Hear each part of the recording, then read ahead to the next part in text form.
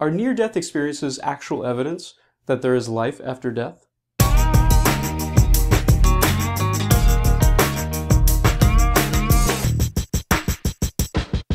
You might have heard of near-death experiences before. You might even know someone who's had them.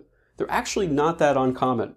Estimations are that somewhere between 15 to 20% of people who are near death, often through things like cardiac arrest or an emergency trauma, experience a near-death phenomenon. Van Lommel and colleagues collected a bunch of these accounts and found some commonalities between them. One is the feeling of euphoria and bliss while simultaneously knowing that you are, in fact, dead. Many people who experience this also report floating out of their body and even seeing their body lying below them.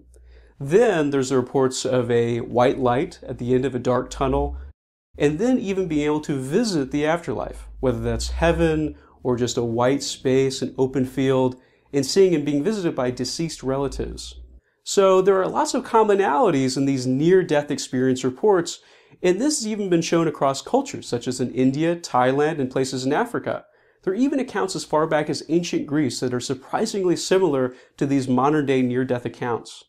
Could it be that the soul really is reaching out of the body, going to the afterlife, traveling to and from the afterlife, and then coming back with these distinct, vivid memories that can then be shared with the living? There are actually a lot of researchers who believe this. This is called the spiritualist view of near-death experiences. Now, this opens up a whole new can of worms, such as, well, what is the soul composed of? How can it be attached to the body, but then just as easily become unattached, but only when we're near death? How is it incorporeal, invisible, immeasurable, but also able to store data, such as our personality and our memories? And how does this data, our soul memories, as it were, become integrated with the brain upon returning back to the living? On the other side, there's the biopsychological camp of psychologists who say that these near-death experiences are actually hallucinations that are brought on by a brain that is deprived of oxygen or hyperactive, such as in seizure cases. Psychologists in this camp would argue that these near-death experiences are similar across cultures because we all have the same basic type of brain that experiences the same types of hallucinations when near death. So let's tackle each of these phenomena in turn in terms of a social, psychological, biological viewpoint. Could it be that a dying brain really does bring about these consistent hallucinations, and why? The feeling of bliss and euphoria people get near death is probably caused by the hormone noradrenaline. Noradrenaline is a natural opioid that's released by the brain to calm and relieve pain and give someone a sense of peace, euphoria, happiness in times of bodily distress. It's meant basically to calm down the body so that it doesn't go into a state of shock. It would make sense that for many people near death that are experiencing extreme pain, also a lot of blood loss, which can also trigger noradrenaline, they would get the surge of these natural opiates in the body and suddenly have a feeling counterintuitively of calm and peacefulness. Many people have learned to naturally release these chemicals when not near death through things like extreme exercise, such as marathon runners. Many marathon runners say that they get sort of a high feeling if they push their body beyond its boundaries, and that's because of the release of noradrenaline and other opioids like endorphins. There's even a popular street drug called Special K, or more properly called ketamine, that is a synthetic form of noradrenaline. And when people take this drug, they experience the same feeling of euphoria, bliss, and another one of its side effects, a feeling of floating. This could also explain why people often get a sense that they are without a body when they experience noradrenaline either through near death or through drugs like ketamine, is because noradrenaline cuts off all sensations from the body, not just pain sensations. So all of a sudden you're not receiving any sensual data from the body and all of a sudden can feel like you have no body at all. This sense of bodilessness gets into our second phenomena of near-death experiences. That is the sensation of floating outside of your body and sometimes even visually seeing your body lie below you. This is actually another common byproduct of noradrenaline.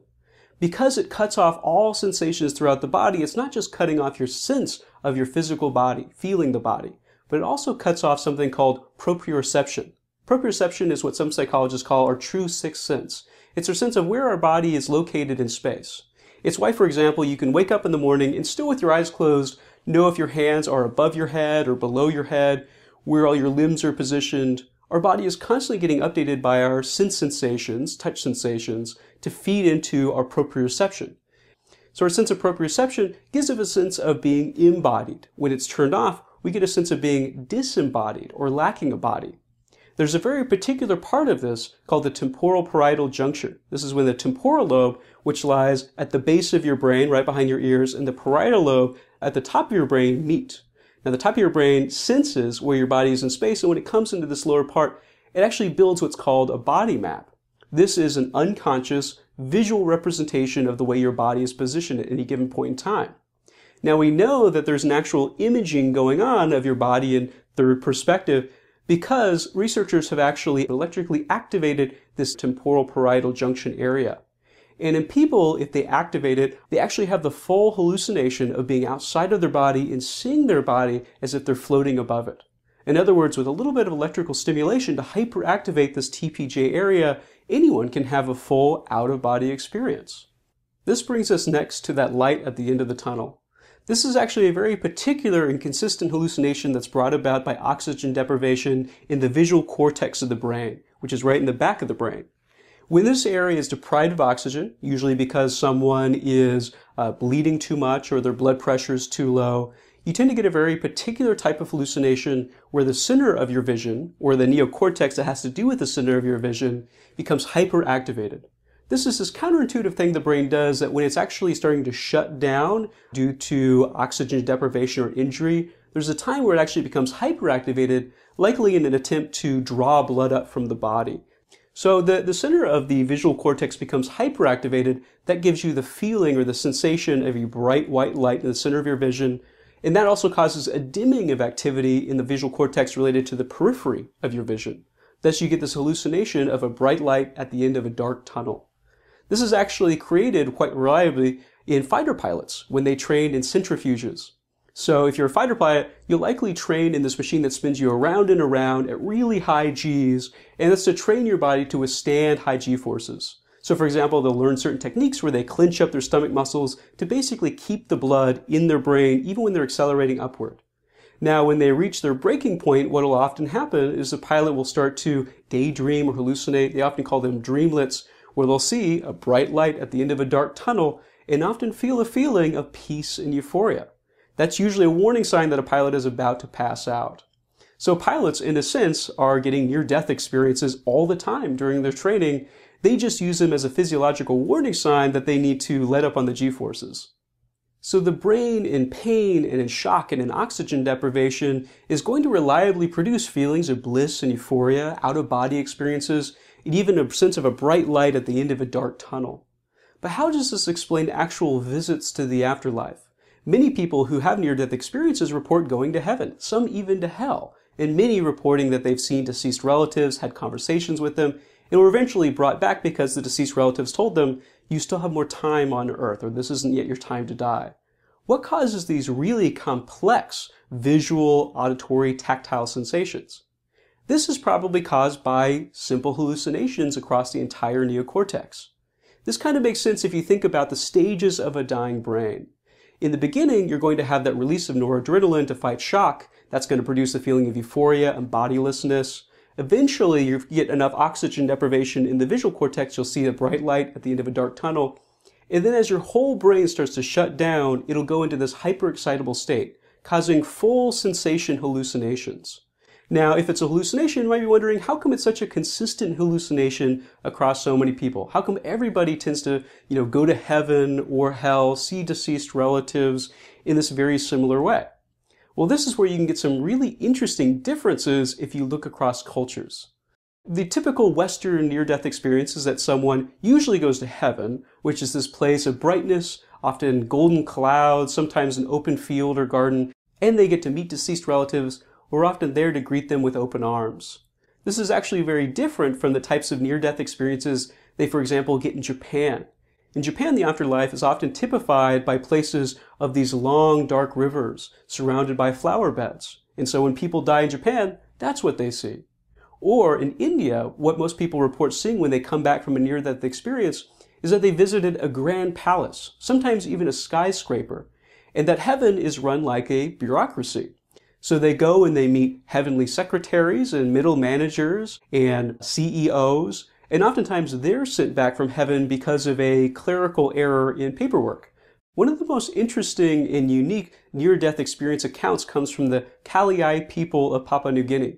These are a people, a tribe, that's very cut off from Westerners, and they see white people as actually spirit people. So most people in the Kalei tribe see it when white people come in that they are either deceased relatives coming back from the dead or some type of angelic being, often carrying with them technology from heaven, these heavenly devices like smartphones or even simple wristwatches that seem to be magical. Now, when the Kalei people have a near-death experience, they often report heaven as being like a Western city, full of factories and buildings, all these amazing technologies such as cell phones and computers and televisions. And so their version of heaven is basically a lot like Los Angeles or New York. So you can see all these near-death hallucinations of the afterlife are really just expectations of the brain being played out almost like a really vivid, lucid dream. In fact, there are lots of NDE or near-death experience accounts that include things like wizards and dragons. Many from children actually include visitations from Santa Claus. So in this way, there's no real accuracy or verifiability that there is an afterlife that people's spirits are going to and coming back from. It seems to be whatever people's expectations of the afterlife get played out in their brain. Supporting this idea that near-death experiences are actually just vivid hallucinations, researchers have looked at those who have near-death experiences versus those who don't. As I said before, at top, about 20% of people have near-death experiences when they are clinically dead for some period of time. What about the other 80%? What they show that the 20% who do have NDEs tend to be prone toward hallucinations in general. Oftentimes they have what's called temporal lobe instability, or small seizure-like activities in their temporal lobes. People with this form of instability often report many different types of hallucinations, including hallucinations of being bodiless, of feeling like they're floating and having out-of-body experiences even when they're not near death. Also hallucinations of time, feeling that time is drastically speeding up and slowing down during different parts of their day. They're also much more likely to report ghostly phenomenon, such as feeling a presence in the room or hearing small murmuring voices when there isn't anyone there. So for these people, what they're really suffering from are light seizures in their temporal lobes. And research shows that about 10 to 15% of people do have this temporal lobe instability. To measure this, people like Braithwaite and colleagues in 2011 gave people a survey to measure this temporal lobe instability. It included such questions as, do you ever have the sensation that your limbs might not be your own or might not be properly connected to your body? Do you ever sense the presence of another being, despite being unable to see any evidence? Do you ever find your experience of time changes dramatically?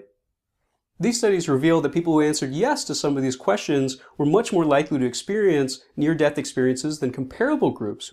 In fact, a follow-up study by Braithwaite in 2013 did a simple test where people were asked to look at medium space gratings. For some people, this tends to cause discomfort when people are viewing these images if they have temporal lobe instability, and sometimes even light hallucinations, like a shimmering effect or the effect of seeing shadows in the inner parts of the circle. And indeed, what they found is that people who are prone to near-death experiences and other out-of-body experience phenomenon also reported visual discomfort and hallucinations when looking at these medium-grade images. So as you can see, there is a lot of evidence for this biopsychological view of near-death experiences.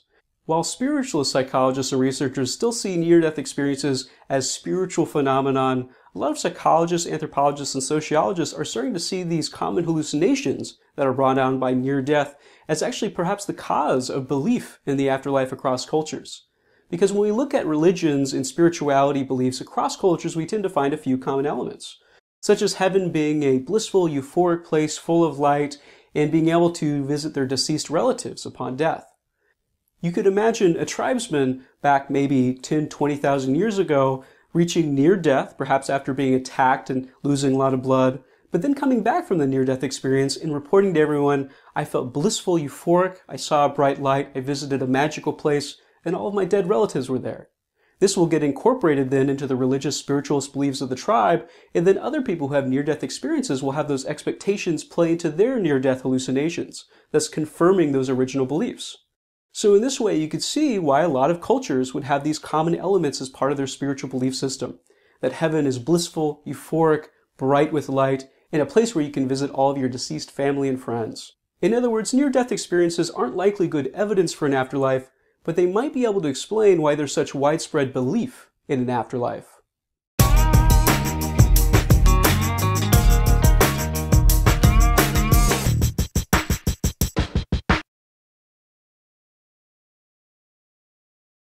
I started walking up a green grassy hill.